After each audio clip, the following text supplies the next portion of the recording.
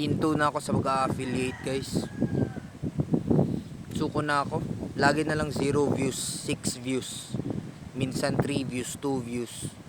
Ginagawa ko naman yung mga nakikita ko mga affiliate tips dito sa TikTok. Wala na.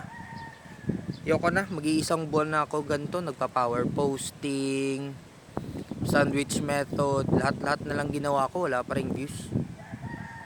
Walang benta, walang views. Yoko na. Thank you sa lahat ng mga nag-support sa akin guys. At sana supportahan nyo pa ako kasi Happy April Fool's Day! Low views lang yan guys. Wala yan sa tigas ng ulo ko. Walang benta ngayon pero alam kong bebenta ako in the future.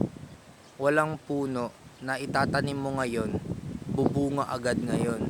Kung ngayon mo yan itatanim, bubunga at magbubunga yan in the future.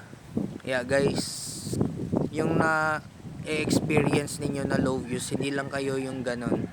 Marami tayo, kaya go lang tayo ng go. May plano sa atin si Lord.